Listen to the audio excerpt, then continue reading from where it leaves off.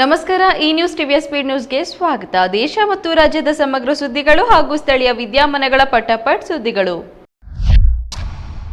ಉತ್ತರ ಪ್ರದೇಶದ ಇಟಾವಾದಲ್ಲಿ ನಿಂತಿದ್ದ ರೈಲಿನಿಂದ ಇಳಿದ ಯುವಕನಿಗೆ ಮತ್ತೊಂದು ರೈಲು ಡಿಕ್ಕಿ ಹೊಡೆದು ಸ್ಥಳದಲ್ಲೇ ಮೃತಪಟ್ಟಿದ್ದಾನೆ. ತಾಂತ್ರಿಕ ದೋಷದಿಂದ ನಿಂತಿದ್ದ ರೈಲಿನಿಂದ ಇಳಿದ ಯುವಕನೊಬ್ಬನಿಗೆ ಮತ್ತೊಂದು ರೈಲು ಡಿಕ್ಕಿ ಹೊಡೆದ ಪರಿಣಾಮ ಆತ ಸ್ಥಳದಲ್ಲಿ ಸಾವನ್ನಪ್ಪಿರತಕ್ಕಂಥ ಘಟನೆ ಉತ್ತರ ಪ್ರದೇಶದ ಇಟಾವಾದಲ್ಲಿ ನಡೆದಿದೆ. ಅಪಘಾತದ ಬಗ್ಗೆ ರೈಲ್ವೆ ಪೊಲೀಸರು ಯುವಕನ ಕುಟುಂಬಕ್ಕೆ ಮಾಹಿತಿ ನೀಡಿದ್ದಾರೆ. ಓಕಾ ಗುವಾಹಟಿ ಎಕ್ಸ್ಪ್ರೆಸ್ ಇಟಾವಾದಿಂದ ಕಾನ್ಪುರಕ್ಕೆ ಡೌನ್ ಲೈನ್ ನಲ್ಲಿ ಪ್ರಯಾಣಿಸುತ್ತಿತ್ತು. ಪ್ರಯಾಣದ ಸಮಯದಲ್ಲಿ 13ನೇ ಕೋಚ್ನ ಚಕ್ರಗಳಿಂದ ಇದ್ದಕ್ಕಿದ್ದಂತೆ ಹೊಗೆ ಬರಲು ಪ್ರಾರಂಭಿಸಿತು.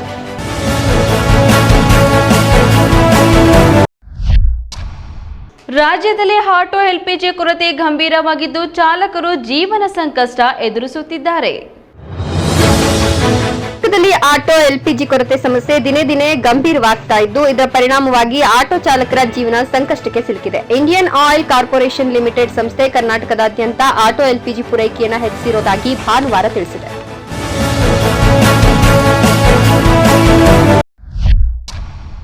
ಅಮೆರಿಕದ ಸಿಯಾಟಲ್ನಲ್ಲಿ ಪ್ರಯಾಣಿಕನನ್ನ ರೈಲು ಹಳಿಗೆ ತಳ್ಳಲು ಯತ್ನಿಸಿದ ಘಟನೆ ಸಿಸಿಟಿವಿಯಲ್ಲಿ ಸೆರೆಯಾಗಿದೆ. ಎಲೆಕ್ಟ್ರಿಕ್ ರೈಲುಗಳಾಗಿರಬಹುದು ಅಥವಾ ಸಾಮಾನ್ಯ ರೈಲುಗಳಾಗಿರಬಹುದು, ರೈಲು ಬರುವ ಮುನ್ನ ಹಳಿಯಿಂದ ಅಂತರ ಕಾಯ್ದುಕೊಳ್ಳಲಾಗುತ್ತದೆ.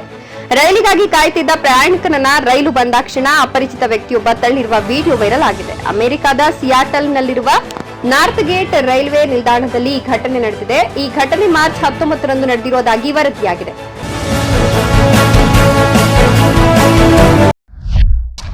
ಬೆಂಗಳೂರಿನಲ್ಲಿ ಎಲ್ಪಿಜಿ ಸಮಸ್ಯೆ ತೀವ್ರಗೊಂಡ ಹಿನ್ನೆಲೆಯಲ್ಲಿ ಆಟೋ ಚಾಲಕರು ಆಹಾರ ಸಚಿವ ಕೆಎಚ್ ಮುನಿಯಪ್ಪ ನಿವಾಸಕ್ಕೆ ಮುತ್ತಿಗೆ ಹಾಕಿ ಪ್ರತಿಭಟನೆ ನಡೆಸಿದ್ದಾರೆ. ಬೆಂಗಳೂರು ನಗರದಲ್ಲಿ ಎಲ್ಪಿಜಿ ಗ್ಯಾಸ್ ಸಮಸ್ಯೆ ಹೋಟೆಲ್ ಉದ್ಯಮಕ್ಕೆ ಸಂಕಷ್ಟ ಅಲ್ಲದೆ ಇದೀಗ ಆಟೋ ಚಾಲಕರ ದುಡಿಮೆ ಮೇಲೂ ಹೊಡೆತ ಕೊಟ್ಟಿದೆ. ಗಂಟೆಗಟ್ಟಲೆ ಆಟೋಗೆ ಗ್ಯಾಸ್ ತುಂಬಿಸಲು ಕಾದು ಕಾದು ಸುಸ್ತಾಗಿರುವ ಚಾಲಕರು ಇಂದು ಆಹಾರ ಸಚಿವ ಕೆಎಚ್ ಮುನಿಯಪ್ಪ ಅವರ ನಿವಾಸಕ್ಕೆ ಮುತ್ತಿಗೆ ಹಾಕಿ ಪ್ರತಿಭಟನೆ ನಡೆಸಿದ್ದಾರೆ.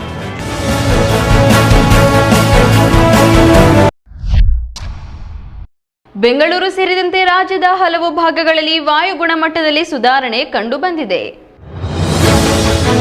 ಕಳೆದ ಹಲವು ದಿನಗಳಿಂದ ಬೆಂಗಳೂರು ಸೇರಿದಂತೆ ರಾಜ್ಯದ ವಿವಿಧೆಡೆ ವಾಯು ಗುಣಮಟ್ಟ ಸುಧಾರಿಸುತ್ತಿದೆ. ಇಷ್ಟು ದಿನ ಉಸಿರಾಟಕ್ಕೂ ಮಾರಕವಾಗಿದ್ದ ಗಾಳಿಯು ಇಂದು ಒಳ್ಳೆಯ ಗುಣಮಟ್ಟದಲ್ಲಿರೋದು ಸ್ವಲ್ಪ ಮಟ್ಟಿಗೆ ಆತಂಕವನ್ನ ಕಡಿಮೆಯಾಗಿದೆ. ಆದರೂ ವಾಯು ಗುಣಮಟ್ಟ ಎಲ್ಲೆಡೆಯೂ ಅನಾರೋಗ್ಯಕರ ಮಟ್ಟದಲ್ಲಿಯೇ ಇದೆ ಅಂತ ತಜ್ಞರು ತಿಳಿಸಿದ್ದಾರೆ.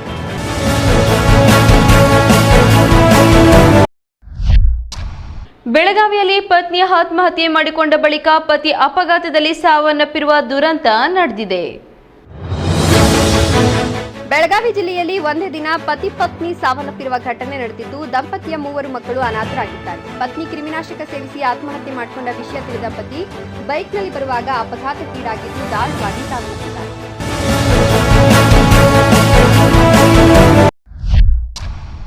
ಚಿಕ್ಕಮಗಳೂರಿನ ಭದ್ರಾ ನದಿಯಲ್ಲಿ ಈಜಲು ಹೋಗಿದ್ದ ಐಟಿ ಉದ್ಯೋಗಿ ನೀರಿನಲ್ಲಿ ಮುಳುಗಿ ಮೃತಪಟ್ಟಿದ್ದಾರೆ. ಚಿಕ್ಕಮಗಳೂರು ಜಿಲ್ಲೆಯ ನರಸಿಂಹರಾಜಪುರ ತಾಲೂಕಿನ ಬನ್ನೂರು ಗ್ರಾಮದ ಬಳಿ ಭದ್ರಾ ನದಿಯಲ್ಲಿ ಈಜಲು ಹೋಗಿದ್ದ ಐಟಿ ಉದ್ಯೋಗಿಯೊಬ್ಬರು ನೀರಿನಲ್ಲಿ ಮುಳುಗಿ ಸಾವನ್ನಪ್ಪಿರುವ ಘಟನೆ ನಡೆದಿದೆ. ಮೃತ ಯುವಕನನ್ನ ಗದಗ ಮೂಲದ ಬೆಂಗಳೂರಿನ ಖಾಸಗಿ ಐಟಿ ಕಂಪನಿಯಲ್ಲಿ ಕೆಲಸ ಮಾಡುತ್ತಿದ್ದ 27 ವರ್ಷದ ಅಭಿಷೇಕ್ ಅಂತ ಗುರುತಿಸಲಾಗಿದೆ.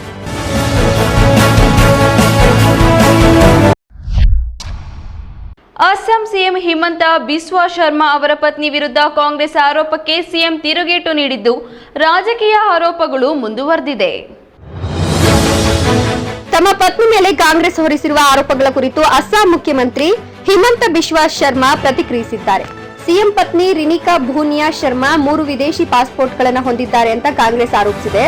ಅದಕ್ಕೆ ಪ್ರತಿಕ್ರಿಯಿಸಿರುವ ಸಿಎಂ ಕಾಂಗ್ರೆಸ್ ಪಕ್ಷದಿಂದ ಸಹಾಯ ಪಡಿತಾ ಇದೆ, ತನ್ನ ಪತ್ನಿ ವಿರುದ್ಧ ಇಲ್ಲಸಲ್ಲದ ಆರೋಪ ಮಾಡುತ್ತಿದೆ. ಕಳೆದ 10 ದಿನಗಳಲ್ಲಿ ಪಾಕಿಸ್ತಾನಿ ಚಾನೆಲ್ಗಳು ಅಸ್ಸಾಂ ಚುನಾವಣೆಯ ಬಗ್ಗೆ ಕನಿಷ್ಠ 11 ಟಾಕ್ ಶೋಗಳನ್ನು ನಡೆಸಿವೆ. ಪ್ರತಿಯೊಂದು ಕಾಂಗ್ರೆಸ್ ಗೆಲ್ಲೋದಕ್ಕಾಗಿಯೇ ಪ್ರತಿಪಾದಿಸಿವೆ. ಇದರರ್ಥ ಕಾಂಗ್ರೆಸ್ ಪಾಕಿಸ್ತಾನದ ಜೊತೆ ಸಂಬಂಧ ಹೊಂದಿದೆ ಅಂತ ದೂರಿದ್ದಾರೆ.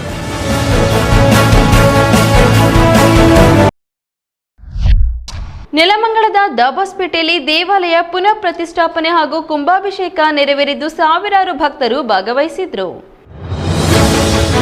ಶ್ರೀ ವಿಧುಶೇಖರ ಭಾರತಿ ಸ್ವಾಮೀಜಿಯವರು ಸೌಂದರ್ಯ ಲಹರಿ ಪ್ರತಿಯೊಬ್ಬರು ಕಲಿಬೇಕಾದ ಮೂಲಮಂತ್ರ ಅಂತ ಹೇಳಿದ್ರು. ನೆಲಮಂಗಲದ ದಾಬಸ್ಪೇಟೆಯಲ್ಲಿ ಶ್ರೀ ವಾಸವಿ ಕನ್ನಿಕಾ ಪರಮೇಶ್ವರಿ ದೇವಾಲಯ ಪುನರ್ ಪ್ರತಿಷ್ಠಾಪನೆ ಹಾಗೂ ಕುಂಭಾಭಿಷೇಕ ಯಶಸ್ವಿಯಾಗಿ ನೆರವೇರಿತು. ಸನಾತನ ಹಿಂದೂ ಧರ್ಮದಲ್ಲಿ ಅಮ್ಮನವರ ಆರಾಧನೆಗೆ ವಿಶೇಷ ಮಹತ್ವ ಇದೆ ಅಂತ ಸ್ವಾಮೀಜಿ ಅಭಿಪ್ರಾಯಪಟ್ಟರು. ಯುವ ಪೀಳಿಗೆ ಸಂಸ್ಕೃತಿ ಮತ್ತು ಸಂಸ್ಕಾರಗಳನ್ನು ಕಲಿತು ಸಮಾಜ ಸೇವೆಯಲ್ಲಿ ತೊಡಗಬೇಕು ಅಂತ ಕರೆ ನೀಡಿದರು.